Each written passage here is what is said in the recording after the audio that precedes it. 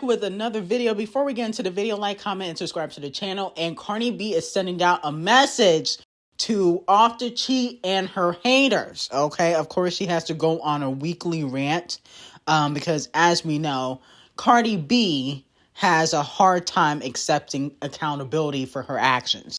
But this is what she had to say on Spaces.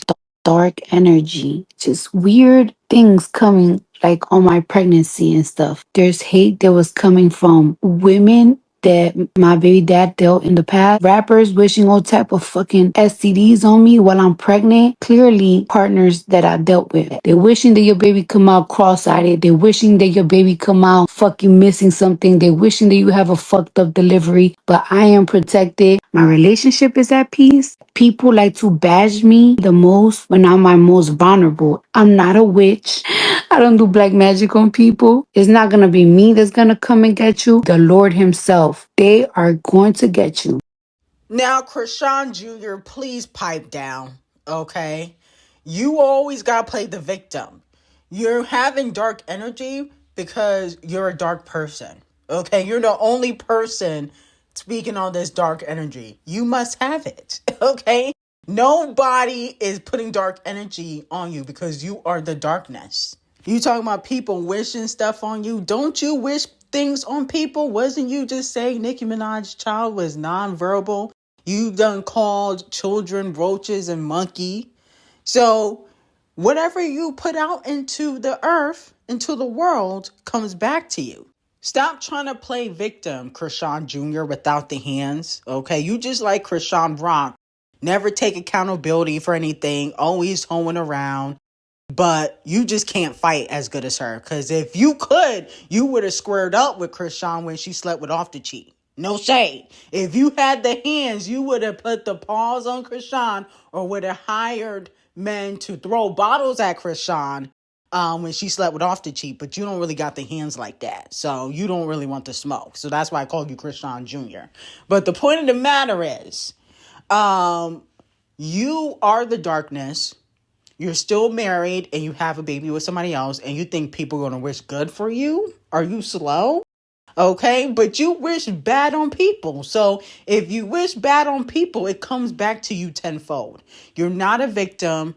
You're not an angel. You're not a saint. You're an untalented female rapper that needs to go back to the strip club.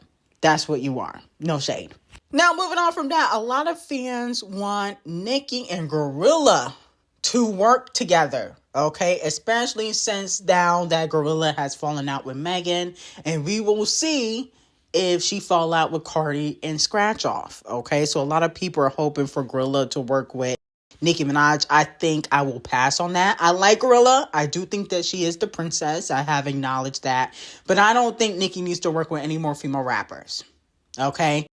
And, you know, I would love for her to work with Doja Cat, you know, even though they did the Say So remix. And I think Doechie's very talented. But I just feel like it always ends in mess. So I think Nicki don't need to work with any more female rappers ever again. But Yo Gotti did try to get Gorilla Glue a Nicki Minaj collaboration right after he signed her. But unfortunately, GloRilla ended up doing the Yesterday 2 collaboration with Cardi B. And Gorilla Glue has told people behind the scenes that she is sticking by Cardi, you know, the Cardi Alliance. She was part of the Cardi and Meg Alliance, but she's not cool with Meg no more. Okay, because she believes Meg is jealous of her. But let me know if you guys would be here for a collaboration.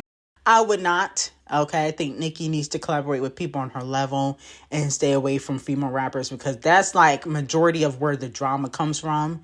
When it comes to Nicki Minaj, a lot of times it is because a female rapper is being messy and then Nicki Minaj is in the mix with it. You know what I'm saying? So I can pass on it. I like Gorilla Glue. I like a lot of her music, but you know, at the end of the day, Nicki needs to do her own thing and the other female rappers, since they really don't like each other, like I said before, they need to do their own thing too. Now, moving on from that, Bees in the Trap did 383,000 streams on Paolify and has now surpassed Megan Thee Stallion's comeback single Lover Girl, which is doing roughly around 330 in daily LATT0 streams. So a lot of fans are clowning Megan Thee Stallion in regards to this, but you gotta think about it like Bees in the Trap. This is a classic record that will go down in history. Okay, Bees in the Trap is a classic Nicki Minaj record. Unfortunately, Lover Girl is not even Megan's top 10 best songs, okay, or top 5 or top 20 in my opinion. I think Lover Girl is really only doing streams because she's prancing around town with Klay Thompson to sell the record, but the song is trash, and I think everybody kind of knows that. If we're being honest, a lot of even the hotties don't even really like the record like that. So to be quite honest, I just don't understand why people would compare Bees in a Trap to Lover Girl because it's two different sounds. And in my opinion, Bees in the Trap is a classic song. Lover Girl is not. Now, moving on to Scratch Off. Scratch Off will be receiving 100,000 lashes. Now, Scratch Off decided to be performative and pander, and she decided to dress up as Lil' Kim for Halloween, which I have no problem with. A lot of people do dress up as Lil' Kim because Lil' Kim is an icon in hip-hop. My issue with Scratch Off dressing up as Lil' Kim is the fact that you brought Lil' Kim out on your tour and you still couldn't sell out gymnasiums, but you won't work with Lil' Kim. None of the female rappers will work with Lil' Kim, but they always pay fake homage. That's my issue with this. I feel like Scratch Off has paid homage to Lil' Kim time after time after time, but won't acknowledge her and put her on a song. Lil' Kim hasn't had a hit in how many years? Lil' Kim can't put out an album in how many years? But y'all always pander to Lil' Kim and, pretend like you guys love her and, you look up to Lil' Kim. But that is all fake and performative. You guys won't even work with Lil' Kim. So that's my issue with this. I feel like Scratch Off is very fake, very performative. And that's why people don't resonate with Scratch Off when it comes to her music. That's why when she drops, she flops because people can see through the fakeness. She doesn't have her own identity. Okay, she just pretends to be somebody like Nunu from ATL or some ratchet character she's seen on BET. That's what it gives. It's like she's very performative, very fake. And I hope Lil' Kim pays her dust, but I'm sure Lil' Kim is desperate, so she probably won't. Now, unfortunately, Halle Bailey was getting dragged on social media because she dressed up as Lisa Bonet. A lot of people were calling her out and saying how the costume looks terrible, the wig is terrible, she's not sexy. And here's the thing, Lisa Bonet was sexy. Whether you know of her resume in Hollywood or not, she was that bitch back in the day. Halle Bailey, very talented, but she doesn't have sex appeal, neither does Chloe. And I think that they struggle with that. They often struggle with not having sex appeal. And I feel like that's one of the reasons why they get dragged so easily is because when they try to give sexy, it don't give. But I also feel like Holly gets dragged easier now because of the Doodle Garbage situation, which she was warned about. Doodle Garbage was Holly's downfall. Ever since she got with him and the breakup and the custody battle, she's been getting dragged to left and right. The littlest thing gets her dragged, unfortunately. So, I felt like people was going hard on Holly. But, you got with Doodle Garbage and obviously that ruined your career. Let's be honest. A man will literally be a woman's downfall. And she let that man ruin her career. Let's just be honest. Now, moving on to GloRilla. I like GloRilla. She is the princess of rap currently, but this was a terrible costume. And I do have to give her 50,000 lashes. Why was it terrible? Because she decided to dress up as Gabrielle Union. Gabrielle Union's face card is out of this world.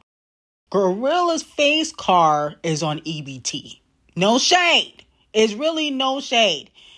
You know, when you think of Gabrielle Union, you think of, wow, this girl is beautiful. When you think of GloRilla, you know that she came from the projects. Okay, you can just look and see. You don't even have to know. You just look and see and be like, yeah, she came from the projects. Very ghetto, face ratchet. And I just don't think that she has the face card to dress up as Gabrielle Union. Okay, no shade, because that's one thing Gabrielle Union is known for, is her face. You can't dress up or, do a Halloween costume of somebody that's better looking than you, GloRilla. Like, you should have went as a gremlin or something scary. You don't go as Gabrielle Union. So that's 50,000 lashes. I like GloRilla, but it just doesn't make sense. And I like GloRilla, so this is not shade, but I just feel like you can't go as somebody that's better looking than you. Okay? Should have dressed up as Cardi B or something. Even then, though, I don't feel like it would eat either. I just feel like GloRilla gotta go as something scary. A gremlin, a monster, maybe the Grinch. She should have went as the Grinch, because I think she got the same face as the Grinch. Man, she missed out on the opportunity. And Christmas season is here. Now, moving on to Huda, who disrespected Alandria a few days ago on live, as we previously discussed. She got dropped from Huda Beauty. They put out a wonderful message to the people that wear their products and also the influencers that, promote their brand. They said, at Huda Beauty, kindness and humanity are at the heart of everything we do. Unfortunately, one of our recent collaborators has displayed behavior that does not align with our values. We are truly disappointed by Huda recent live, and we take all forms of racism very seriously. While we don't believe her actions reflect her character, we found them deeply upsetting. We know that many members of our community and team were hurt and offended by these actions. We value the partnership we had with Huda. Her recent behavior and the way the situation has been handled does not reflect our brand's principles. As a result, we have decided to end our partnership and remove any related content from our social media platforms and in-store displays. Accountability is incredibly important in moments like this, and we hope that meaningful change can come from it. Now, let me know, do you guys feel like this was justified? I absolutely think something should have happened, because I feel like a lot of influencers or women that are celebrities, especially, that are not Black but benefit from Black culture, tend to be very disrespectful to Black women. And I don't believe, in my opinion, no shade, that Huda doesn't say the N-word behind the scenes, especially since, she date mostly Black men. I feel like she definitely does. Do I feel like it was obviously a nervous laugh? Yes. But I just feel like she didn't really respect Alandria anyway. You can tell by, after they came out the villa, her fans were photoshopping pictures of Alandria's face over George Floyd's body. Okay, so, racism is very prevalent in the U.S., okay? It's very big in the U.S. and ain't going away. And I feel like we have to start gatekeeping, setting boundaries as Black people and in Black culture, not letting everybody in. But unfortunately, because Black men like those type of women, that's probably never going to happen. Now, Ice Spice previews another song that is probably going to flop on the charts, but let's take a listen to it. Need a blunt and a cup and a doobie. Bad bitch, so he think I'm his doobie. In a spot with 1,000 doobies. All I think about is money and boobies. Fuck a true lock, color my Gucci. So he gon' eat this doobie, fruity. Doobie. I'm getting really sick and tired of Ice Spice. I don't know who has less talent, her, Sweetie, or Cardi B. Like, that shit was trash. I mean, how many times you gonna talk about Tootie and Booty and Dookie and Poopy, and you do the same thing every time. Every time you drop a song, you talk about Tootie, Booty, Dookie, Poopy. I mean, she needs a writer or something. I mean, Ice Spice, this is my whole thing. I feel like if you can't write, it is best for you to hire writers. Cardi B has done it for years. She's not a great writer. We can tell when she's writing something and when it's written by somebody else. I think Ice Spice needs a writer. Okay? And if that helps her career, so be it. But the Tootsie, the Booty, the Dookie, the Poopy, the gooey, we got to get rid of those words, okay? You done worn those words out. I'm like, it's ridiculous. No wonder hip-hop is dying. Look at the music that these dummies is putting out, okay? She really thought this was going to be a hit. Like, didn't your last record flop? No wonder you're doing Twitch stream, because the music ain't selling. I'm like, this is ridiculous. Like, Ice Spice, really, I want you to retire. Do something else. Go sleep with billionaires. Do something else. It just doesn't make sense for you to continue to do music. And then on top of that, you constantly flop because you won't evolve as an artist. Okay? I'm like, I don't know who's worse, her, Sweetie, or Cardi B. I think Ice Spice might be worse than Sweetie. She's gearing up to be one of the worst female rappers in the game right now. She's literally number one on my list for one of the worst female rappers. It just don't make no sense how she keep rhyming the same words in every song. It just doesn't logically make sense. So, yeah, I'm done with Ice Spice. No shade. Now, moving on from that, Tasha K basically alluded to Ra, who put out a post a few days ago saying that she has not done anything to Nicki Minaj. But Tasha K and Ra have beef, but she said that basically Ra stole $30 million from Nicki Minaj. Okay?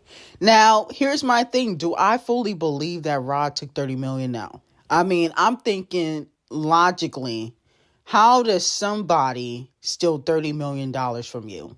Where are your accountants? Where are your managers? How is this possible? 30 million credit cards? Like, that person would literally have to have your bank account to take 30 million. Because credit cards, you ain't getting $30 million on no damn credit cards. Okay? They was either taking loans out on your name or they had access to your accounts. Which, that would be a terrible decision on Nicki Minaj's part to give Ra Ali any type of access to these accounts. So I don't know if I fully believe this, because I just think like she would have to have direct access or taking out loans or something like that on Nicki Minaj's name. You know what I'm saying? To be quite honest, that could be like a whole mortgage on Nicki's name. So that's my whole thing. I don't know if it's really 30 million. I think Tasha K might be exaggerating. Do I feel like Rob probably took some money like everybody else? Probably. Because it might be a little bit easy to steal from Nicki because 4 or 5 other people have done it already and got exposed for it. So, in my opinion, I don't think it's hard to take money or difficult to take money from Nicki Minaj, because if 3 or 4 other people were able to do it so seamlessly, and the one that you said is going to jail is not in jail, okay, the terrible fashion stylist, what's his name, DeAndre, wasn't he supposed to be in jail, is not in jail, and it's been like a few weeks. I think, the people around her think it's probably very easy to take money from her or finesse her out of her coin. But I don't think it was 30 million from Ra. Maybe 30 million total, but not from Ra. But anyway, I got some very hot tea on Patreon. Link will be in the description. We got tea on Nicki, Sydney Sweeney, Queen Taylor, and Selena and Haley's beef on Patreon. Link will be in the description. Have a great day.